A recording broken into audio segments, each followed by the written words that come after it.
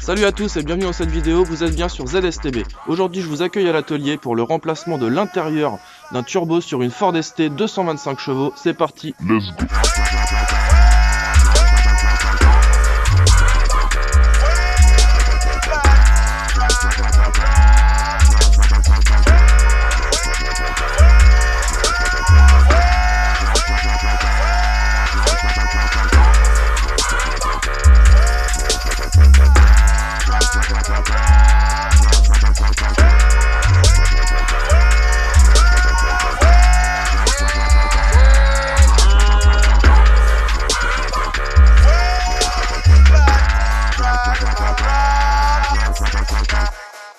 C'est parti, je jette mon dévolu sur cette Ford Focus ST. Donc je vais commencer par faire de la place au niveau du haut. Je vais dans un premier temps enlever la batterie, le support batterie, la durite de suralimentation, les deux fiches des sondes lambda qui sont situées juste ici en dessous le cache. Et le plus gros du travail va se passer en dessous le véhicule. Donc je vais aller vous faire voir tout de suite comment ça va se passer. Donc une fois que j'aurai démonté les parties hautes, on passera sur le dessous de la voiture. On va démonter la deuxième durite de suralimentation, le réchauffeur d'huile ici, parce que les durites d'eau vont au niveau du turbo. On va devoir enlever une partie de la ligne d'échappement. C'est pour ça que je vais enlever au préalable les sondes lambda par le dessus. Ensuite, nous enlèverons donc les graissages de turbo, puis les vis de collecteur afin de descendre le turbo. C'est parti pour une belle aventure. Je rappelle quand même ce que veut dire CHRA, C-H-R-A, Central Housing Rotary Assembly, ce qui correspond à ensemble rotatif du boîtier central. Donc on remplace aujourd'hui ce turbo parce qu'il a un léger jeu et qu'il y avait une vis qui était cassée sur le corps du turbo, donc ça crée un petit sifflement à froid. Voilà pourquoi on remplace l'intérieur du turbo, dit le CHRA. Donc avant de démonter le turbo, on va lui permettre de chauffer légèrement pour que ça aide au niveau du démontage des vis de collecteur d'échappement.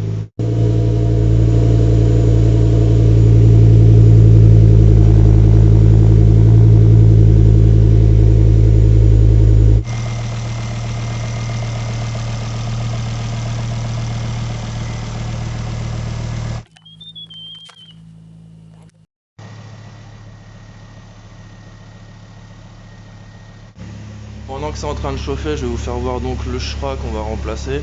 On n'a pas pris une chinoiserie. On a vraiment eu envie de fiabiliser ce véhicule qui a peut-être été un petit peu maltraité. On voit qu'il y a de la pâte à joint un petit peu partout sur le montage. Donc on va essayer de remettre tout ça au propre, pour pas dire à neuf. Et puis j'espère que ça va bien se passer. Changement des goujons de collecteur. On va remettre avec les petits écrous cuivrés. Le joint de collecteur nous renseigne sur la longueur du collecteur. Donc là le truc il fait à peu près 60 voire 70 cm. Donc ça va être assez sympathique l'aventure. Je ne manquerai pas dans cet épisode de vous faire voir comment optimiser l'ouverture du turbo grâce à la Westgate.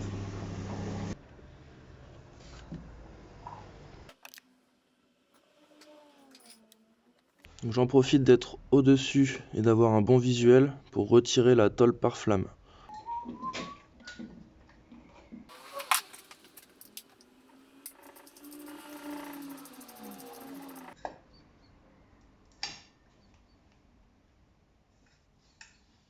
Après avoir enlevé la durite de suralimentation, je vais enlever le manchon de suralimentation, la partie catalyseur avec les deux sondes lambda. On va retirer la partie avant de la ligne d'échappement, puis on va avancer sur le chantier.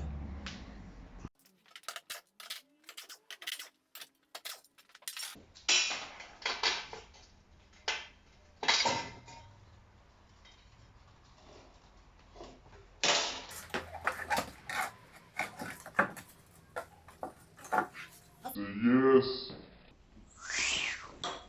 Donc la première interrogation que je me pose, c'est comment je fais pour enlever les vis de collecteur si je peux pas enlever la tôle par feu. Donc pour l'instant elle est bloquée par cette durite qui est tenue par une vis ici. J'espère qu'il n'y en a pas une plus loin. Donc je vais enlever la vis, décaler légèrement et voir s'il y a moyen de sortir la tôle parce que là elle est complètement bloquée dans son logement. Donc la tôle par feu est bien bloquée par la durite. J'ai beau enlever la vis, ça sort pas.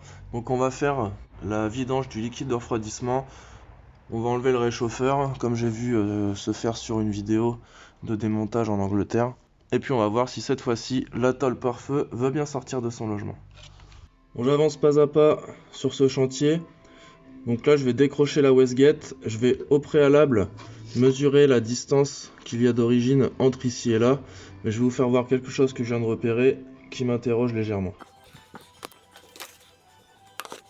Donc là on peut voir la wastegate avec la tige. De la wastegate sur le turbo. Sur la vidéo c'est pas très parlant, on arrive un petit peu à le distinguer. Mais c'est plié à ce niveau-là.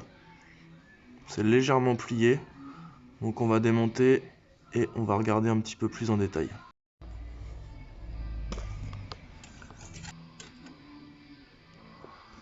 Donc on est ici sur Sur une wastegate.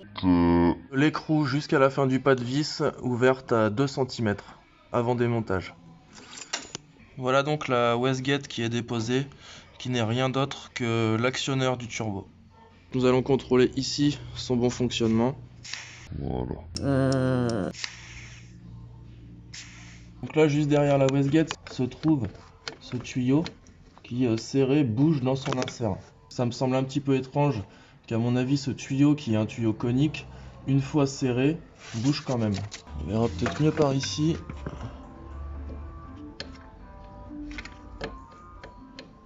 Voilà. On va l'enlever, on va regarder un petit peu ce qui se passe. Mais bon, si je ne sais pas exactement ce qui passe à l'intérieur de ça, mais là l'étanchéité ne doit pas être vraiment super. Eh bien, le verdict de ma petite suspicion là-haut, C'est même pas serré. ça fait une paire de vis que je desserre qui sont à peine serrées sur ce véhicule. À mon avis, les personnes qui sont intervenues on fait un petit peu ça à la va-vite. Il manque des vis par-ci par-là. Les accroches de faisceau ne sont pas passées au bon endroit. Donc ça, qu'est-ce que c'est? C'est apparemment un passage d'huile qui remonterait au niveau du moteur. Donc il y avait une fuite d'huile sur la wastegate. Elle viendrait probablement d'ici. Voilà donc mon turbo libre de partout. Du riz d'eau, du riz d'huile, du riz de suralimentation, N75. Je vais maintenant desserrer toutes les vis du collecteur d'échappement. Et puis... Ça sort, j'ai envie de te dire. Donc un petit détail quand on veut contrôler l'état de son turbo. Si on a de l'huile dans les durites d'échangeur, ça veut dire que le turbo laisse passer de l'huile entre la partie graissage et la partie échangeur RR. Bon, avant d'embrayer. Avant d'embrayer un démontage de collecteur, toujours un bon coup de WD-40. Sur tous les goujons, on n'hésite pas à y aller. Voilà. J'avance bien dans le démontage des vis de collecteur. Je vais repasser par le dessus pour avoir plus de prise de force. Et puis le turbo tombe. Let's go.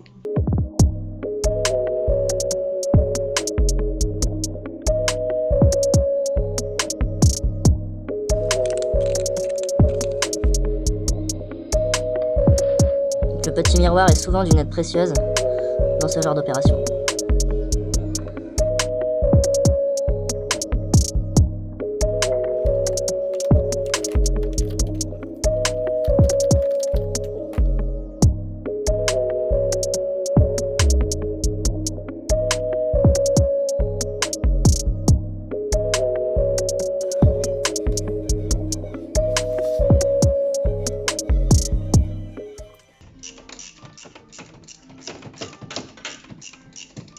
Donc pour certains c'est le goujon qui sort, pour certains c'est l'écrou.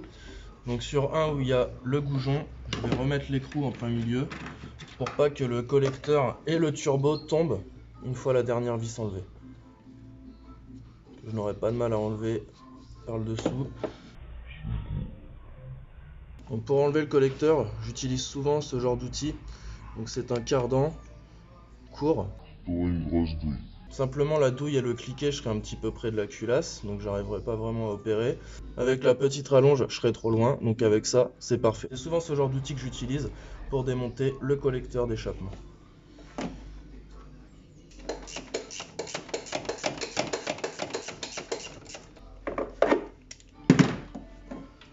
On va rappeler que ce moteur de Ford ST 225 chevaux est un moteur sur la base d'un Volvo 5 cylindres. Turbo. Bon, je me disais que la dernière allait être un petit peu galère, Ils se sont pas embêtés, ils l'ont pas remise, comme ça va aller tranquille. Il me reste plus que 2 vis à enlever sur le collecteur, extérieur gauche. Il y a la moitié des vis qui étaient serrées. Là, on a la rondelle, je vais vous faire écouter. On a la rondelle. Voilà, pour l'instant, Je n'ai effectué aucun desserrage au niveau de ça. Et la rondelle, elle touche même pas l'écrou. C'est beau, c'est beau. la dernière vis. Et c'est yes! Le collecteur est maintenant dégrafé, on repasse sous la voiture.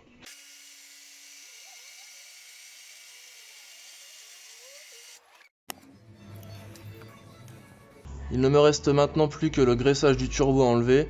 On va retirer les 2 vis ici, lever le turbo, lever le tube, retirer le tube, puis retirer le turbo. C'est parti.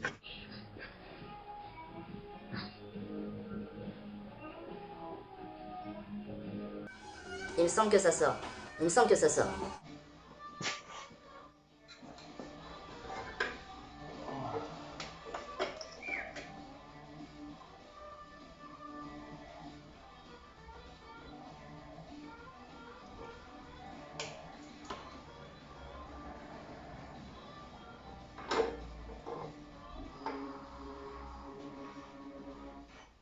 Non, ça sort pas. Il y a le dump valve avec un petit... Tuyau. Il y a un petit tuyau de retour sur la dump valve qui est relié en haut sur le moteur qui me gêne, donc on va l'enlever tout de suite. On enlève, chier. On enlève, chef. C'est un beau bébé. Le petit tuyau de retour d'huile. Et c'est parti.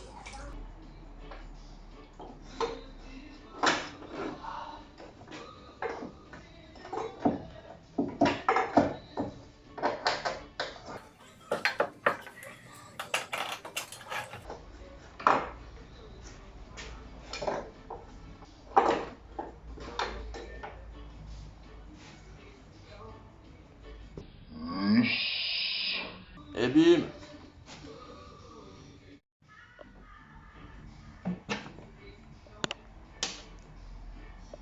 Voici le botture. Donc on peut voir que cette voiture roule à l'éthanol, car l'intérieur du turbo est vraiment... Très blanchâtre. Voici le jeu. Là, c'est plus du jeu fonctionnel.